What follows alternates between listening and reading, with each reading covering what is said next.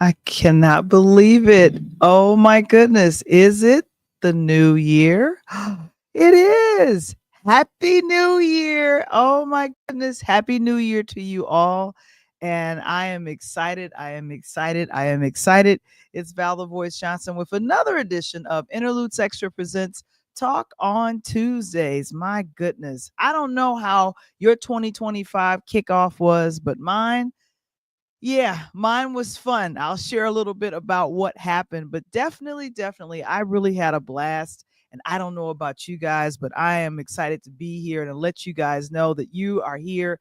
It's our very first episode, what, of the year. What? Can you believe that? It's the very first episode of the year of Interlude Section Presents Talk on Tuesdays. Man, oh man, we're so excited to see you guys. And of course, Coach Tony will be joining me in a little bit, but like I said, I am going to be doing my thing. What is our thing? We let you guys know what's good to see on either streaming or in the theaters because that's what we do here. And of course, when we have it, we have some wonderful guests planned for you this coming year. I am so hyped for you guys and so hyped for myself as well. And of course, man, we had a good time on yesterday with the Pull Up Podcast Show, our very first episode for the year of 2025. Man, it is going to be as Don Cornelius used to say, a stone gas, honey. But we're gonna be here, and we're here letting you guys know about what's happening. It is another episode of Interludes Extra Presents Talk on Tuesday. It gets started right now.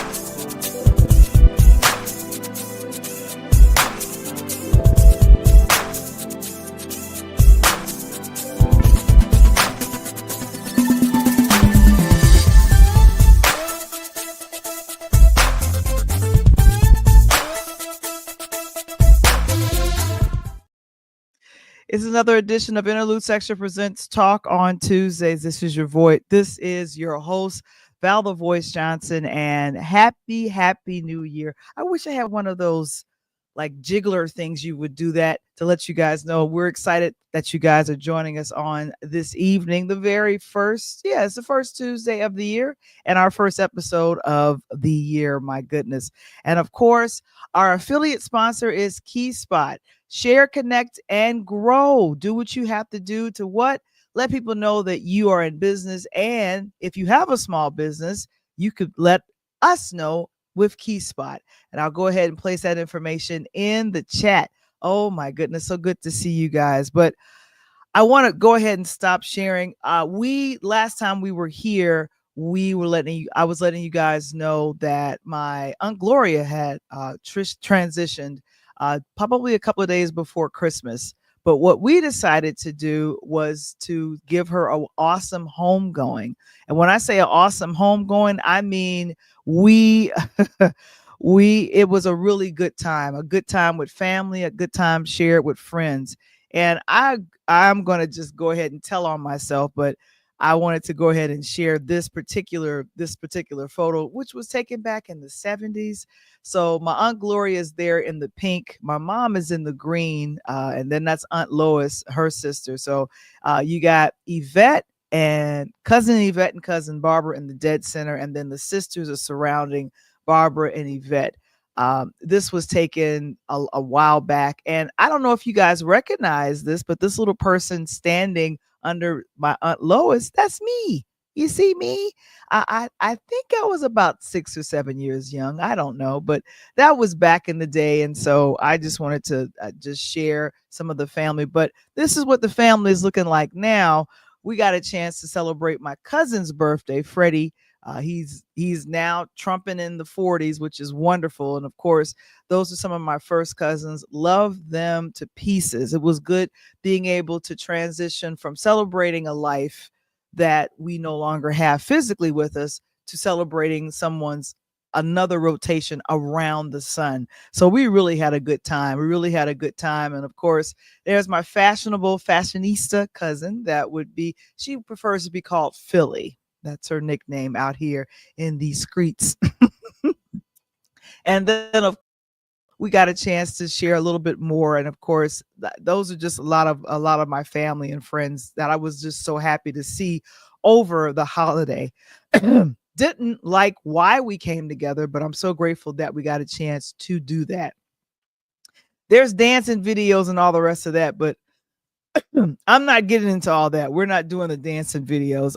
In fact, I can't do that for copyright reasons. So there you go.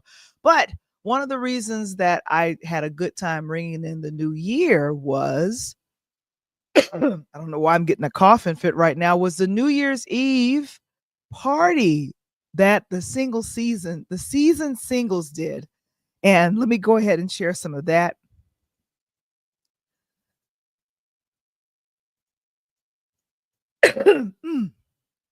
Boy.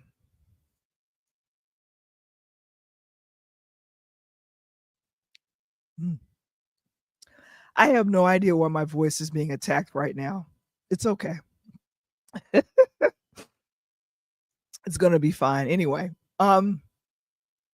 taking New Year's Eve and just having a good time there. And of course, I did a wonderful, what do you call it? For the New Year's Eve party, I went ahead and did a comedy show that I wanted to share a little piece of it with you guys. Now, I know you guys are thinking, is Valerie into stand-up comedy? Yes, I am. I definitely get a chance to do that. There's Teddy, good to see you, of course. And of course, just some other folks that were there. We just really had a good time. And so let me go ahead and share with you the comedy routine that I did for New Year's Eve. You guys let me know in the chat if it's funny, because I think it's hilarious. Here we go. Started this year a sports podcast called the Pull Up Podcast Show with Coach Tony Thompson. Go ahead and give a round of applause for that. Now, let me let you in on something. I am the Vanna White of that show. All I do is point everyone to Coach Tony. That's why I'm still learning about sports. I mean, the biggest thing I know about is that I have not one, not two, but 6 rings with the Chicago Bulls. Yes. That was back in the 90s. We got to let that go. I don't know what they're doing right now. Just pray for them. Pray for them, ladies and gentlemen. Pray for them, ladies and gentlemen. But oh my gosh. So this was a big, big year. How many people watch YouTube? How many people just watch YouTube? I was sitting at a table and they were saying, I don't even watch television anymore. I watch YouTube. One of the biggest shows that hit this year was Shannon Sharp. You guys know Shannon Sharp? Yeah. Club Shay Shay, y'all have heard of that? Yeah. Oh my gosh, and earlier this year he interviewed a comedian named Cat Williams. That was this year. That was like in January or February. Yeah, that was back at, Oh my goodness. Do you know, almost a 3-hour interview, 86 million views of that video. And Shannon, because of his popularity, former football player, and then also he's on ESPN. I think he still has that job. 3.7 million subscribers, which means he's bringing in a lot of money. 86 million views. I barely got 86 views on my YouTube channel. It's all good, though. It's all good. I'm not hating. I'm just participating. But what I will say is that Cat Williams was spilling so much tea, I thought Shannon Sharp needed a mop to clean up the tea that he was spilling. And there was a couple of comedians that were thinking, how come he didn't mention me? I want to be a part of this shine, but oh my goodness, with Shannon Sharp and Cat Williams, that just kicked off an entire year. And one of the things is that Cat, with some of that tea that he spilled, some of it was true. Yeah, some of it was true. Now, is there anyone from New York here? Cricket. I lived in New York for about 18 years. Yeah, and I'll say this, I miss New York, I really do. But there are a couple of things I don't miss at all. 3 things, I have a laundry list, they're listed right here. You know, look, let me go with, oh yes. Number 1, I did not like the smelly man named Simon on the E line around 86 and Lex. I didn't like that. Get on the train, you're like, oh, Simon's here, woo. Not Simon Says, just he was there smelling up the train. Okay, what is the other thing I don't miss? I don't miss trying to get on a train because I would look down and see Mr. Cheeser. Yeah, and I'm trying to get on the train, but he's there, you know, doing his thing. You try to wonder who Mr. Cheeser is? Big fat rat with his family trying to ride the A-Town, trying to ride a train uptown. I'm trying to like, what are you doing here? And he's looking up at me like a brother man from Martin. What? I'm trying to get uptown too. So I'm like, this cannot continue. I don't understand this. Oh my gosh. And then of course, I moved there 3 months before September 11th. I actually should have left, but I didn't. I loved it. And then my mom and dad were like, you should hurry up and get home. Drive, fly. Oh, no, don't do that. Don't fly. No one was flying during that time, remember? Very, very time. It was a very interesting time. But as we come forward to 2024, what was the other thing? As an entertainment podcast, I had to cover some topics I didn't want to cover. Coach Tony was telling me, Val, you need to cover some things. I'm like, what are we going to talk about? Well, if I go back to the Shannon Sharpe interview, who was he spilling the tea on? We really had to talk about Puff Daddy. I didn't want to do that. Now, if we go to the 90s, how much good music came out of the 90s from Bad Boy Entertainment? You guys remember?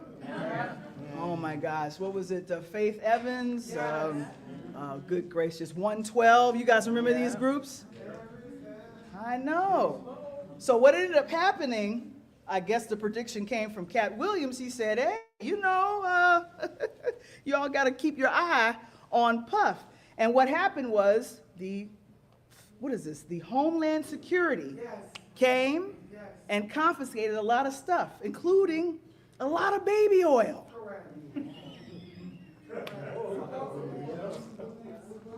You're a singer and a producer. Why do you have baby oil? Gallons of it. You know, more than Walmart, Target, and Walgreens combined. Why do you have it in your house? What's going on? And so I can't listen to certain songs from him anymore because I'm like, no. Oh my God. So guys, as fellow disciples, never put anyone on a pedestal and think that he is all of that. Because he might slide down because of the baby oil. I don't know. Oh my God. I'm telling you guys, I cannot believe I did about, a little over 15 minutes. And I was very grateful for all of the support and love that I received in doing that and we did a 70s theme. What was it? A 70s theme New Year's Eve party. But it was just really a good time. Great food, great folks that were there. Most shout out to the season singles of Indianapolis and Chicago for putting that together and for me to kind of do my thing in performing for performing and doing some comedy. And to me, doing this podcast is a lot of comedy because I never know exactly what and who I'm going to be covering. That's exactly how it rolls. And thank you so much, Kevin. He says the baby oil bit was funny. Thanks to Jury O'Neill. She's the one who encouraged me way back in 2020 that, hey, let's do something where you are celebrating and doing something that if you've always thought about doing comedy, this is the perfect time to get started when no one is going out and it's the pandemic. That's when I got started, and I was really excited to go ahead and do so. Wow, wow, wow. I'm just so very excited about that. But here we go. So I'll go back. My cousin it was his birthday over the weekend. So we really wanted to just go ahead and focus in on that. But then my other cousin decided to sing happy birthday to him. Now, I don't embarrassed by it or whatever, but here's a little bit. This is my cousin Jackie singing to my younger cousin. Who is this? Freddie. This was on his birthday on this past Saturday. This is a birthday rendition to my cousin Freddie on his 42nd birthday.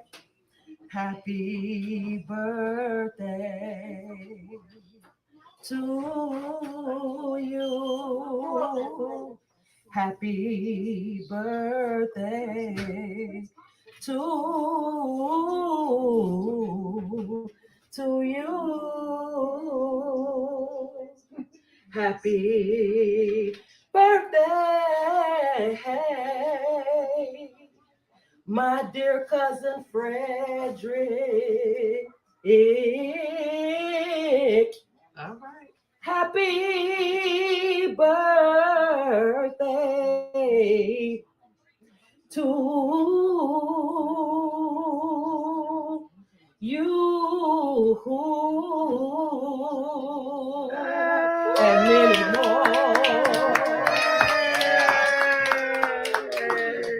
It's always good to be able to sing happy birthday to people, especially when they're here. So that's just how I feel. That was just really cute. And she wanted to make sure that that she knew that her little cousin was loved. I mean, it's seriously just that simple.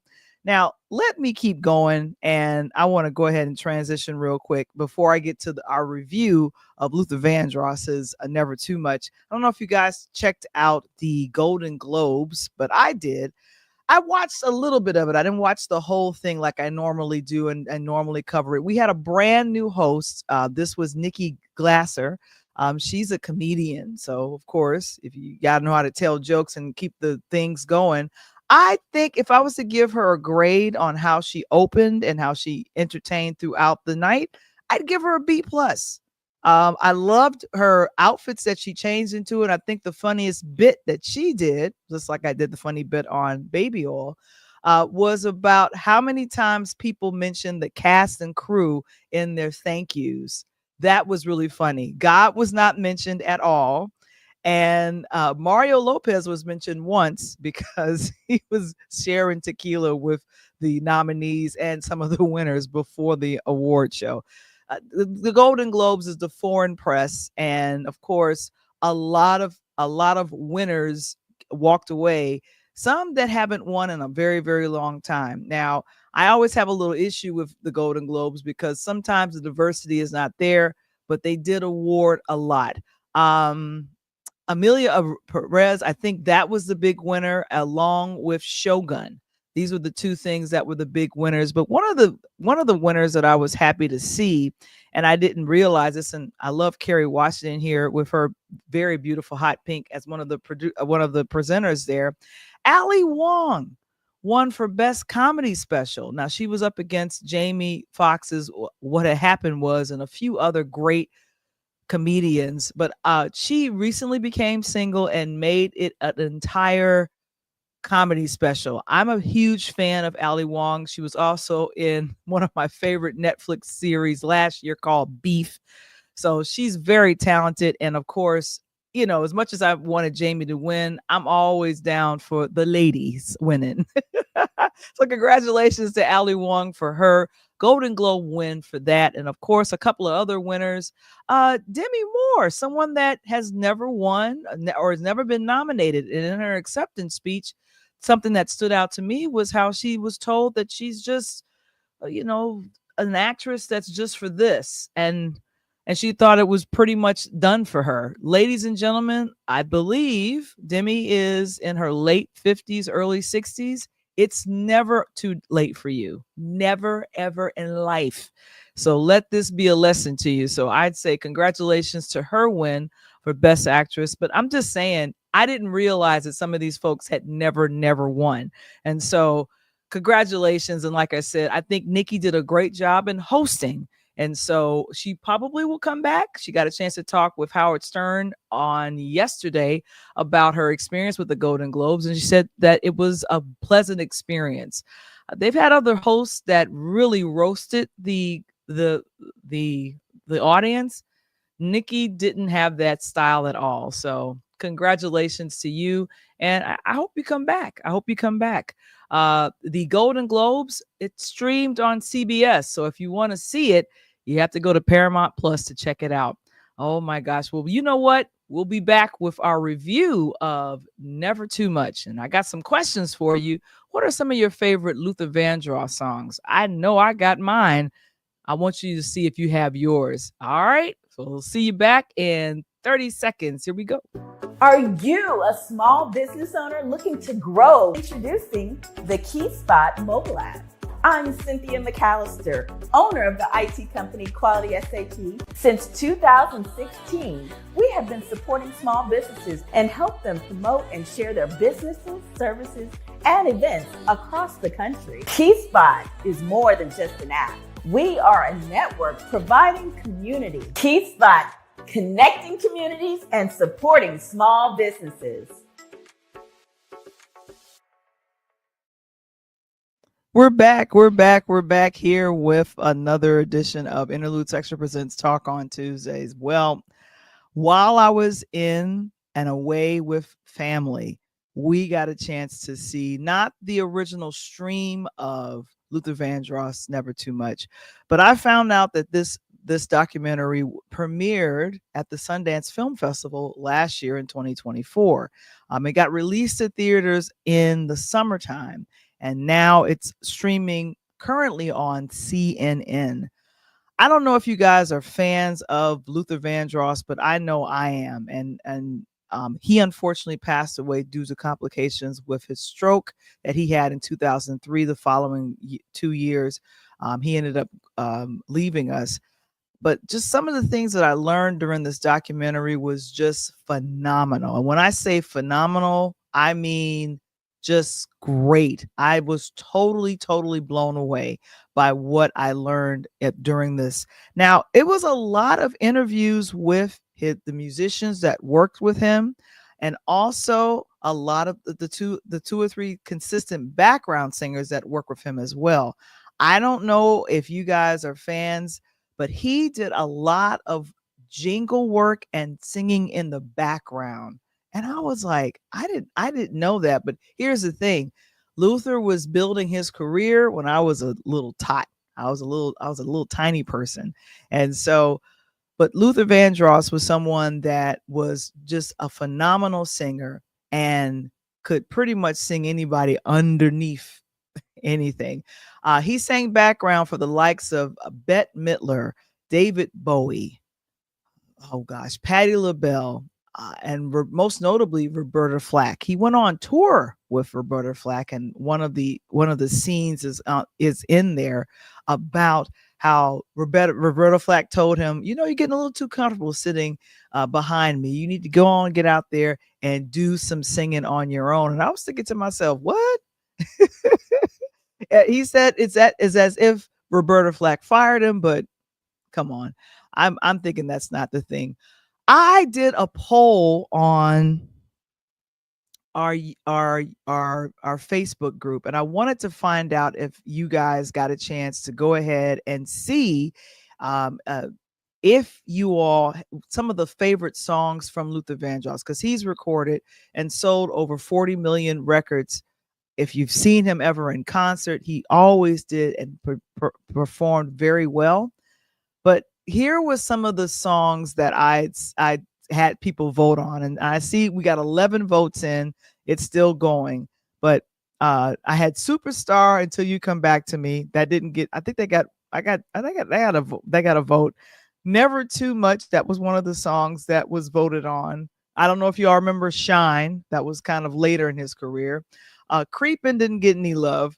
A House Is Not a Home. A lot of folks remember that. Any Love, which I found out during the documentary, that song was a little autobiographical. I didn't realize that. And then I Dance with My Father. That's a lot of people voted for that as too. And then also Give Me the Reason, which was from a movie soundtrack, if I remember correctly. But he also had that on his record too. But guys, do you know what song won our poll of favorite songs recorded by Luther Vandross? Well, drum roll, please. It was A House Is Not a Home. And that got the most votes out of all the songs that I just listed. I don't know if you all have a favorite, but I know I have a favorite as well. Don Porter, who you see here, is the one who had access to a lot of the rehearsal footage as well as the actual the concerts.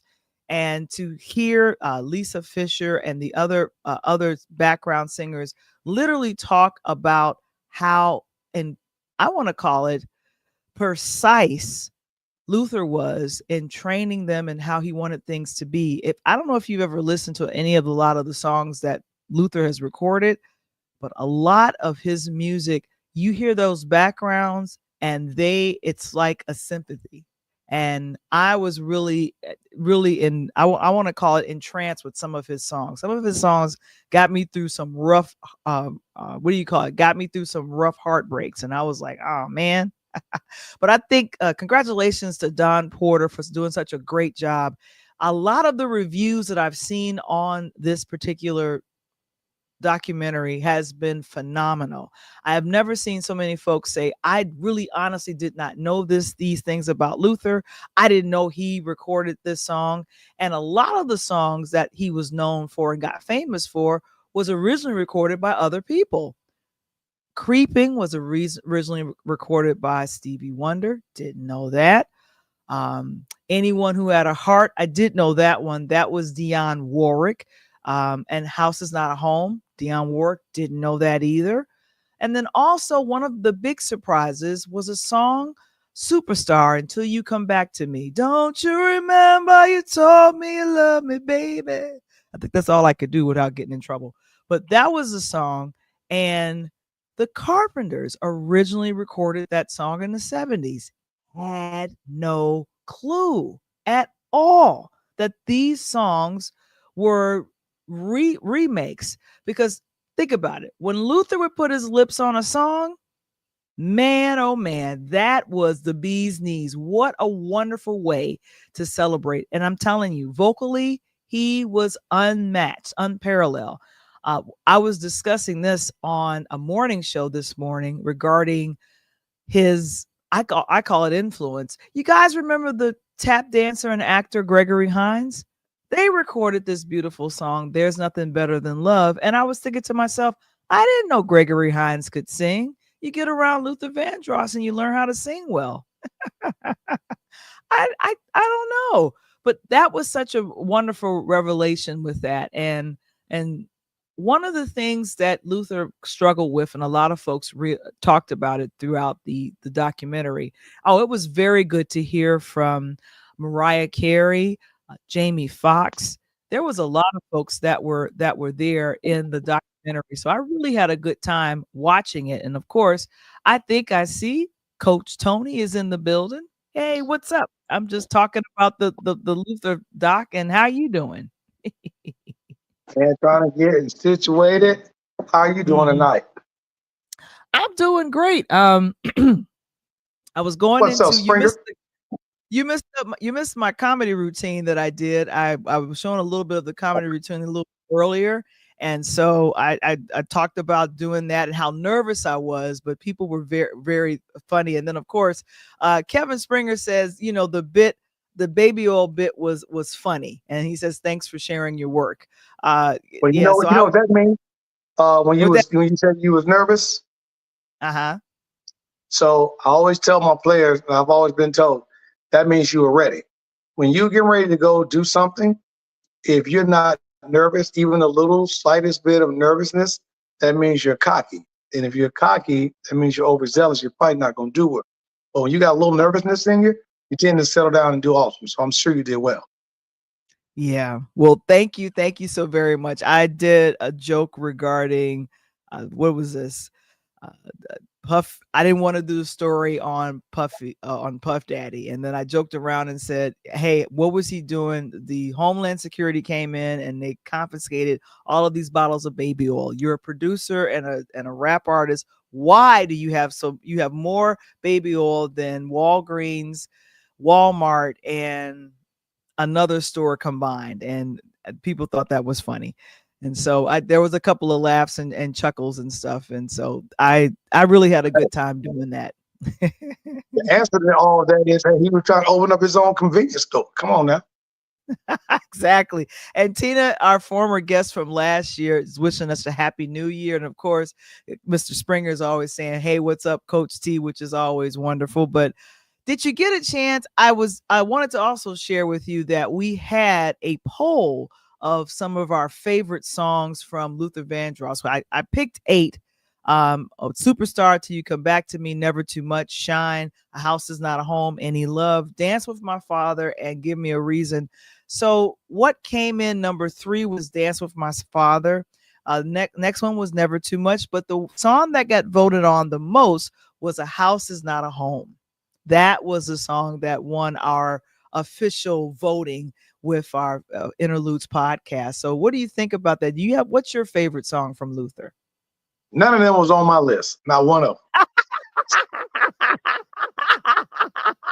None of them? No. Hey, that was just a DJ in me. But, mine was the remix with Janet Jackson, Best Things in Life. I told you I love that.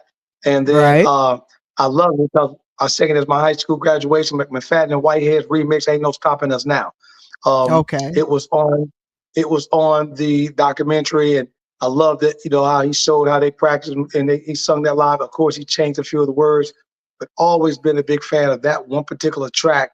And then he laid it down with some different things. And so it was real good, Yeah. And this is a picture of Luther with David Bowie. And yep.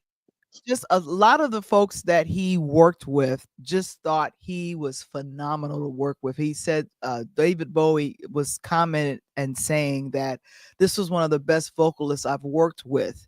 And here's the thing, the professionalism that I heard through the documentary, any singer or a person alive that said working with Luther was like working with a consummate professional, because remember, he started out in jingles. He started out in singing background for some big artists.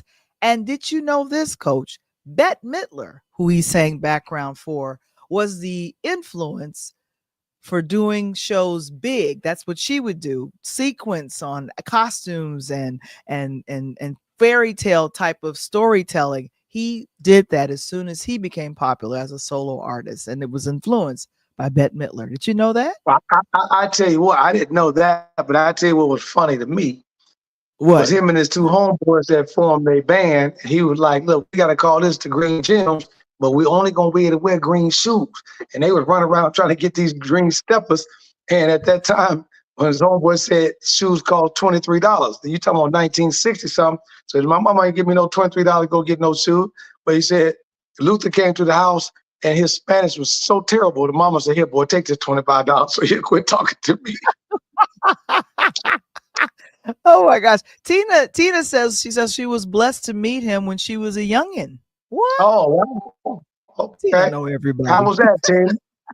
I know. What a wonderful thing to be able to meet Luther. And if you have ever seen him, I got a chance to see him, Val, when he came to Chicago. I got a chance to see him at the Regal.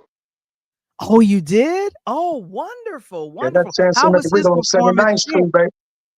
And how was his performance there?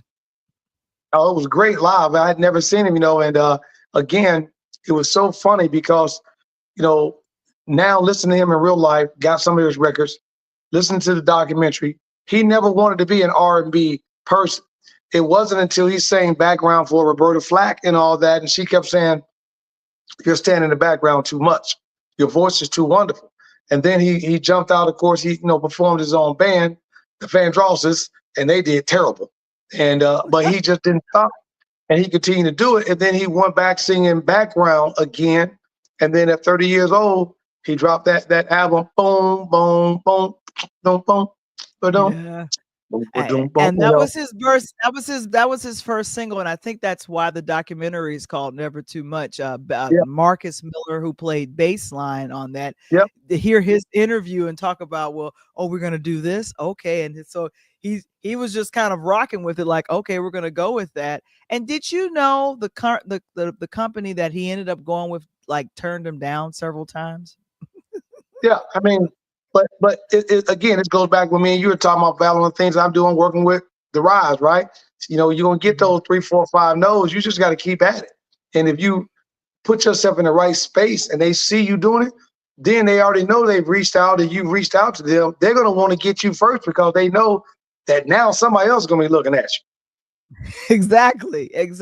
And I'm thinking to myself, like, this was the struggle throughout his career, that when he became a solo artist, and I think he was with Epic Sony, now it's Sony Music, they Yep. did not promote him, and they weren't using the budget, the A&R budget, to promote him so he could be a crossover artist. They literally regulated him to R&B. Now, think about this. It is don't let anyone tell you this. And now they might have joked around in a song dissing Hammer, you know, you crossed over and whatever, but it's everyone's dream, especially in the recording industry, to cross over to a larger and bigger market, because pop, because here's the thing, you're going to sell more concert tickets and definitely more records. And to me, that didn't make sense for the record company to regulate him to just R&B, because you are lessening your sales by not expanding out to, you know, the pop artists. Like, why didn't you spend the amount of money if you spend it on David Bowie, all this money, why can't you spend that same amount of money on Luther? Right. Now, and the crazy part about it, and now fast forward and look, Val, you don't have to worry about being pop anymore because all the genres go, right? And this is when I say facts, it's facts. Today's artists, they do concerts, but look who's in the audience. It's not our young African American boys and girls. You know, we still as parents, we don't believe in giving our child no damn $300 to go to get no. You better wait till that album come out or wait till the YouTube. You can see it on YouTube. You know, so unfortunately, it's going to be white America.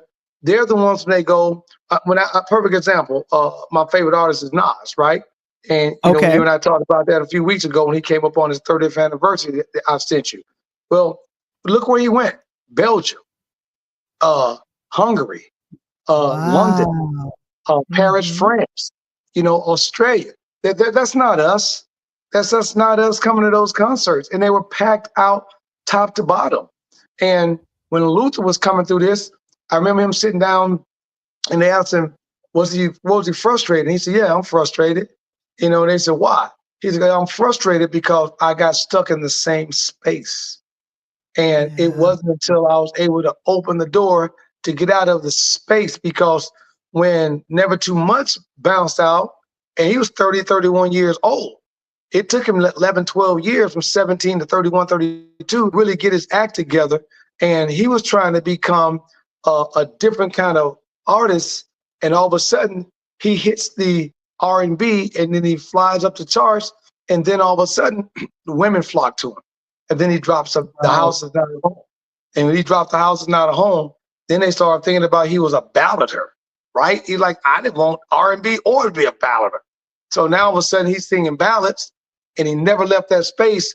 And then all the women started flocking to him. Then his secret came out that he really wasn't looking at them.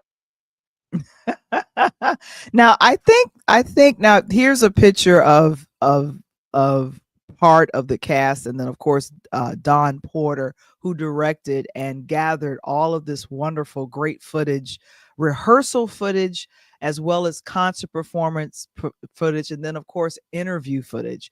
I was just before you came on, we were talking about a lot of times he was interviewed about his weight. It would go up and it would go down. And they said one of the background singers that used to sing with him, Lisa Fisher, she said that, you know, when he would get stressed out, he would eat. And with the thing of it is that it wasn't drugs. It wasn't, any other type of addiction. It wasn't alcohol. It was food. And that was something that he struggled with. And I was thinking, why are they asking him about his weight? Like if he's heavier than he normally is, or if he lost weight, oh, you look good. If he gained the weight back, let it go. Why can't we talk about, you're here to talk about a new song or a new record, or you get ready to perform. Well, you're not going to do that, Val. You know as well as I do. And let me give you one person's name with one letter. We don't ever talk about a letter. Let me give you one name, and you're gonna be like, "Oh yeah, who fits that description that you just gave as a female?" Oprah Winfrey. Bingo, Oprah. She's on that roller coaster, and then Oprah just got to the point that she said, "Forget it, and I don't care." But then she bought in Ozempic, right? Then she bought in the Weight Watchers. So when we're looking at that stuff and looking at Luther, I got to get you to watch this other documentary. It's called Behind the Scenes. It's a behind the scenes documentary of what you and I saw. And he said that even though he had the food addiction, it really wasn't the food. What was going on is that he would frustrate himself sometimes, for the simple fact of the matter was he felt for so many years he was singing to satisfy the public. But the songs and things he was putting out wasn't really the songs he wanted to sing. He was really wanting to be in a completely different lane. But every time he would make like an album with 12 songs on it, and he'll put one of those songs on it in the other lane he wanted to be in, the song flopped when he tried to release it. It didn't do well. But if he dropped another song on the album that he felt that was just okay, and he put an okay work into it, it would be a hit. Because A House is a Home wasn't even the song on the album that he was trying to make a hit. It was a completely different song. And then they started, oh yeah, I forgot about it. Luther's a ballad. He sings ballads. So what's the best ballad on the album? And then when they put it out, the women went crazy. And you got to remember, at that time he was coming through, who was out here whining and crying? Who was the biggest artist that was crying? Teddy Pendergrass. Nope. Keith Sweat was crying. Teddy wasn't crying. Teddy wasn't crying. Teddy was yelling at you. Hey, take it off. Get the shower. Teddy was, Teddy let you know. You got what I want. Yeah. Very white. Barry would tell you the story, but Keith was out here, damn, and Keith was crying. And so it was at that 88, 89, once Luther got clicked and he got going, then he cut his own lane. The good thing about it is when they asked him, well, how were you able to get back into the pop lane where you wanted to be? And that goes back to what you and I were talking about.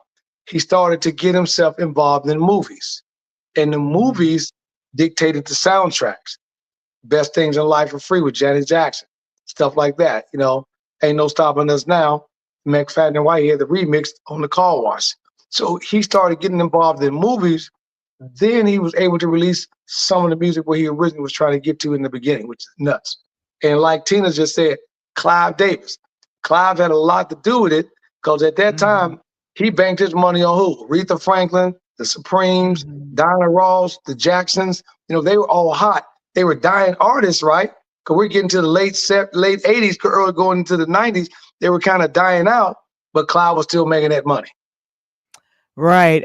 There was a film that came out in '86 with Danny DeVito and I think Bette Midler called Ruthless People. Give me the reason one of the songs from that particular soundtrack. And I thought with that song, it had crossed over. But here's the thing. The song that did the best for him, and that's when he went over to J Records with Clive Davis and Tina. Oh my gosh, this is Tina. She says, I could take Keith Sweat music. Yeah, but I don't know what you could do with it. But Clive Davis was a gentleman who had him come over when he was starting J Records in 2001.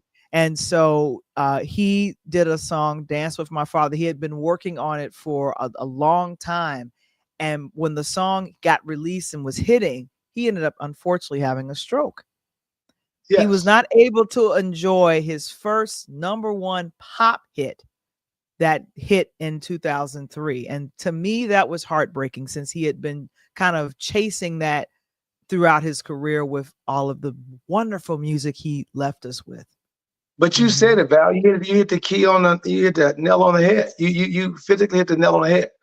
It was late in his career. I mean, at that time, you were on the downside, right? That is being in Chicago, for those that don't know, and instead of you getting a concert at the United Center, you back on 79th at the Regal. You are on your way out the door. Not that the Regal was not great. It's like being in New York and you get a chance to perform at the Madison Square Garden, but they put you at the Apollo. Yeah, the Apollo's got the name, but it ain't gonna be the Madison Square Garden. You know what I mean? And at that time, he was going through some things, and when he went out, I want to know your comment on this. I remember Wendy Williams got into a big funk with Patti LaBelle, because I didn't know that Patti LaBelle and Luther was almost like best friends, men and women. And Luther had, his whole career, they was trying to figure out and find out what Luther identified with, and he never said. He never physically stated it out of his mouth. He just said, somebody asked him, was he bi? He said, what you mean by, like bi-coastal? Like from New York to California? You mean I got houses on both coasts? And it wasn't until he passed that then Patti LaBelle makes a big statement with Andy Cohen, who does all the Atlanta Housewives and stuff review. And he was like, Patti was like, he didn't want to disappoint his mother. So he kept it to himself. And then Wendy Williams comes out and she blasts Patti and says, Patti, if you were his best friend, I would expect that to be from somebody like Andy Cohen, who don't know the man, who just make up something. But if you're his best friend, you're supposed to take that to the grave like he did. So I don't know your thoughts about that, but Yeah, and that's been the conversation, is that Patti LaBelle was made out to be the villain of this particular documentary because they caught what she said to Cohen. And, I felt that she kind of stated it, and as a matter of fact, like I don't really want to talk about it. But here's the thing. If and think, and people are able to come out and be whatever they want to be, bi, poly, whatever it is. You almost think I'm talking about a science class, but you can do that today. But back in the 70s and 80s, that was just frowned upon. And he had a lot of homophobic people. And he had his vast majority of his bread and butter was female supporters. People that bought his records were folks like my mom, my aunties, all of these folks. And it took them his friends and the niece of Luther Vandross, she's in yellow. He finally got a star on the Hollywood Walk of Fame in 2014. Yep. And now 10 years later, this documentary comes out, which kind of brings everything nicely together. Really, I see Marcus Miller is in there, and then the other folks that work with him. This is really, really, really important. And I'm grateful that a documentary like this from Don Porter was done, because it broke down just all of the struggles that he went through. And here's the thing, I'm always appreciative of all of whatever stress an artist that I love went through to bring me such great music. Yeah, but the only thing about it, Val, that makes me upset on these documentaries. You just said it. Why do we got to wait until they're flowers? They pushing up daisies already, I know. I would love to get these people that like somebody right now, they should be working on Oprah Winfrey's documentary right now, and get them to while Oprah's still chilling, kicking it, working on Spike Lee, what he did, masterful, working on Denzel Washington. We always wait until after the fact doesn't matter, and then this becomes a topic of conversation. Luther, me as a house DJ, I love everything that Luther dropped house music wise. And I know a lot of people listening tonight probably don't even know some of the house tracks he had. But, he, to me, embellished the situation where he was around two major pop artists at that time. And he was in the middle and still cut his own lane, because he had Michael Jackson to the left, he had Prince to the right. And he still was able to cut his lane. And he had Wine and Keith Sweat behind him, and he still was able to cut his lane, you know? And it just got to me. And like you said, he couldn't go out in that early 80s, even early 90s and say, hey, I'm on the other side of the tracks, I'm gay. He couldn't do it because it was the homophobic gen. And at that time, it was okay or legal, so to speak, in the United States at that time to talk about it. So if you put yourself out there, people called you crazy, crazy names without saying it today, and they put it on wax, put it on music. The only difference is there wasn't social media, so you couldn't drag that person who said something but a day or two because you didn't know it unless you what, Val? Unless you were listening to VH1, right? MTV, right? Right. Or that's my boy Wolfman Jack on Friday, Saturday night that played this stuff. And then you got up on Saturday mornings and nobody left. Back in the day, kids, we didn't have that. So you jumped on the TV at 11 o'clock and you watched Soul Train. Everybody was on that. So there were things that had to occur in order to make his music what it was. And, I just hate the fact of the matter that we waited a decade to give him his flowers. I know. And here's the thing. I think what's wonderful about documentaries like Never Too Much is that you get a chance to learn a little bit about the struggle that this talented artist went through.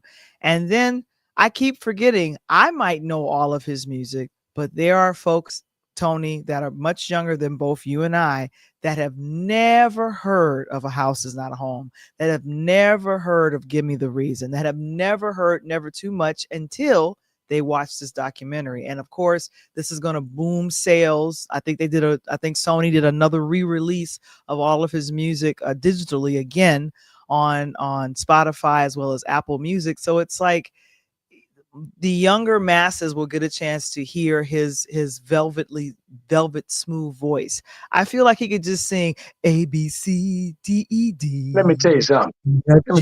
H-I-J-K, L-M-N-O-P. Y'all may or may not be able to do it. I love what Val just said, but I don't care nothing about that digital stuff. If you into the music, you really into the music, go buy the vinyl. I keep telling you guys, vinyl sales went over $500 million the last 18 months.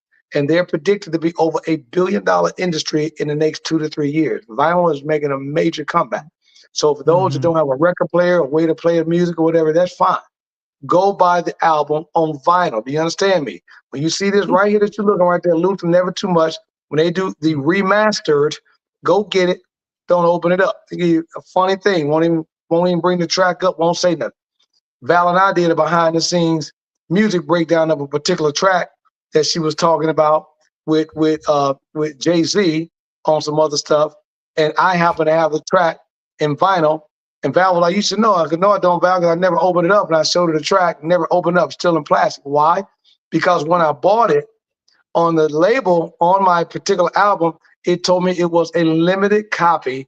And I bought the first one of 1,000 copies. So I know within the next 8, 9, 10 years, even though that this person is doing what they're doing, that this album is going to be worth some money to me. Now, don't get me wrong. We're not talking about $1 million, $100,000, but I'm saying you buy a piece of vinyl for $8, $9, $10, $20, $30, and then it goes for $400 or $500. You made a great jump. That's a big album. If you can buy an album for $400 or $500, that's a huge artist. I know. And like I said, I think it. Now, this is what I saw in the chat from Tina. I think she's exactly why. Wow, I have vinyls that are not open. She has not opened some of her vinyls, so because she knows the worth of that. And Nippy says, I didn't know who he was and was able to speak well, but she misses him. And of course, what that name, first of all, about Nippy Al. I love that. I have an unopened Nesty. You do? Okay. She's cracking me up here. But yeah, like I said, this is Beatles. She has an unopened Beatles record. Oh man, you got an unopened Beatles. You got classic. You know, What? and let me tell you something. And I'm gonna top you on that one. Well, I can't top you because it's the Beatles, Tina, but I'm gonna give you one right beside. I got an unopened Bohemian Rhapsody, Queen, the double Ooh. album, and both my albums are gold. So the album was printed on a yellow album format, unopened on Queen. So Wow. Wow. You have that at the crib? That's just yeah, hanging out in your crib, just not. it's Okay, hanging out in my gracious. stash of albums. You know, that's one of my. I pick it up and I don't have to worry about it, Val, because as you said a moment ago, I can get the same. So we're gonna walk this back for those guys that need to understand music. So me and Val, Okay. we DJ. So of course I got stuff on digital, and that's out of Serato because I got a DJ stuff and I downloaded all my music. So I don't need to open up these albums that I know that are going to be classics and worth money. Why? Because I got a program in my Serato that I can download the remastered version, same version, put it in my DJ booth, and I got it on computer. So I don't have to open the album up because I can open my computer up and put my Bluetooth speaker on and listen to it. Wow. So I they just like that. so they just give y'all a little twist on doing some things. Go get these albums like Tina just got and some things of that nature. See the album. Then there's a thing there's a website called Value My Album. Value My Album. And you can go to Ooh. that website, punch in the search bar, tell them what album you got, and they'll let you know how much the album is and what's the probability of how much it'll be. It's no different than Val buying a back in the day, like you buy from Fleer, like Michael Jordan rookie cards, right? And it tells you that this Jordan rookie card in the next decade could be worth $1,000, in 20 years worth $5,000, in 30 years possibly $1 million. You know, and I'm sitting on Michael Jordan cards back from the late 80s, early 90s myself. So Wow. those are the type of things that you look at. And then some of these albums, as everyone listening, as you teach your kids, your nieces, your nephew, like I think my granddaughter, Scout, love her to death. She's gonna have that mindset. And these are things that as I get her to listen to this music, that these are classic music of mine that was handed down to me from my uncle that I'm playing, that I'm gonna be able to hand them down to her. Because then I'll keep that going. And if I can teach her to do that and let her know, you take that and hand this down to your kid, you know, or your sister or your little cousin, someone who can respect the art of what it is. And Luther is one of those guys you have to respect the art. Have to. And Tina's clowning in the chat. She's saying she's got 100 mint condition unopened vinyls from her mom, which is That's tight. that's real tight. If you got Only some difference on Luther, that, Tina, that you ain't no DJ like me and Val. But when you DJ, you open them up. so you can hear the fresh crackle of the lead. Val. You know, Val, you want to hear that? You want to You hear want to that? hear that. Yeah, You're you not want going to to hear hear that. that digitally. Oh my gosh, which is she got Millie Jackson. I know, hey, Tina, I had to say it. I already know. I got Millie Jackson. I had to say it. Come on now. Don't play with me. Oh my God. So Never Too Much. It's the documentary. It's available streaming right now on CNN and also on Hulu. You got to pay a little bit more with your Hulu subscription. But I wanted to mention this. We are both North Central alumnus. And over the weekend, a fun thing happened. And what was that, Coach Tony? I know we don't Man, normally do sports, but I wanted to have you talk about that. We got to shout it out. And I've got Coach getting up on the Pull Up podcast with me soon. But I got to give big shout out to someone who was just a kid. Dad was a good friend of mine, took me through, wanted him to get through school. Rick Spencer, his son is Brad Spencer, who is now the head coach at North Central College in Naperville, just outside of Chicago. He, over his tenure right now, 3-4 years as the head coach, is already over 100 wins and like 7 or 8 less than 10 losses, and 2 national championships, including this year. So has to go off. And what I love about it, more importantly, Val, as I was telling you, that I got a kid, and give him a big shout out, Kyler Green. He is here from Nashville, Tennessee. Him and his mother sat with me, took me out to dinner. and they had several schools on their list that they were trying to choose from. And I sold him on going. And he didn't know if he wanted to go. And last year as a freshman, he was trying to get everything squared away and know exactly what and how he wanted to do it and figure it all out. And then I said, hey, man, you don't always get the opportunity to play and be on the field as a freshman. You got to work it out. And now look at him, Val. He's a national champion as a sophomore, got a chance to get on the field, on the TV, and that's something you can't take away. And they bringing everybody back because they're young. They may win another ring next year or the year after next, and that's something that you can't take away. So now he goes to school, and he's a national champion for life. That's amazing. That is amazing. And of course,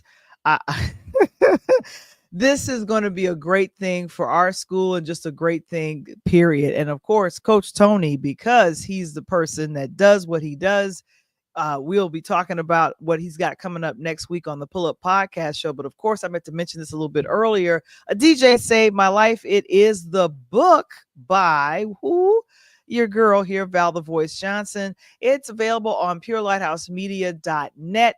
Go ahead and scan the QR code or visit purelightHousemedia.net for the merch as well as the ebook. And of course, the printed copies are coming this year. So excited about that. And of course, Coach Tony Thompson, on to next week. Who's coming out? What's happening with you?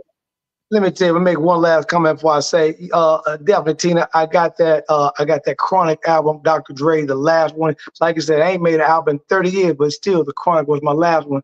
Kaboom, got that one. But next week, my girl right here. I know I asked you guys to tune in last night, and thank you. It was a great show. Me and Russi Brown been on the phone, cutting it up throughout the day today, Val. She absolutely loved it. So glad. And as you said, if you listened last night, was the first thing she said. Thank you for being so persistent. Because I know I've been chasing her for months like I did Bill Cartwright. And this would happen when you get persistence. Because of that, my girl's coming on next week, Shelley Russi. She's connected to Russi Brown. And you're about to hear the other side of the ball now. You're about to hear from a sports agent who's in the NBA. And it's not very many women, not the WNBA, but this is the woman who handles the men in the NBA negotiating their contracts and doing things. As a matter of fact, Val, she was so busy last night, she watched a podcast and had the basketball game on TV because one of her clients was playing. So that's how much she's locked in. So I cannot wait to talk to her next week. It's going to be absolutely awesome. So again, I'll tell everybody, stop trying to meet me there. You need to beat me there. The Pull Up Podcast show every Monday. We're back strong as we come up on your year anniversary, which is really exciting. And of course, Interludes Extra presents Find Your Voice on Patreon. Join our community via patreon.com/interludes. And of course, you'll see the full comedy routine on Patreon. That's where that's going to be hanging out at. So you guys go ahead and check it out there. I'll be uploading that on tonight, but I'm excited that you guys are joining us here on another edition of Interludes Extra presents Talk on Tuesdays. Man, we've had a good time. And of course, Tina hasn't seen the documentary, so I didn't want to tell too much, but anyone that has not seen the Luther Vandross documentary, please go out and support it and check it out. If you're a fan of music like we are, me and him, you'll love the documentary. And Val, to give you one more, it makes you do this in sequence.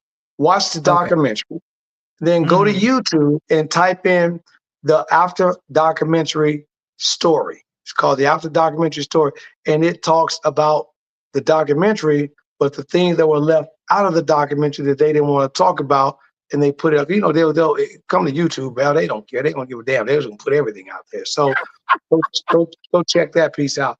But again, I told Val, and I'm gonna give it to you as well. If you are a Luther Vandross lover, go to YouTube and type in Luther Vandross mixtape. I'm sorry, Luther Vandross house music mixtape. Luther Vandross house music mixtape is about 40 minutes long. And they got the best of the best jams in a house music format. And it's one to sit around the house, throw it on, take your vacuum cleaner while you're vacuuming, washing dishes, washing clothes on the weekend. But it's definitely one to listen to.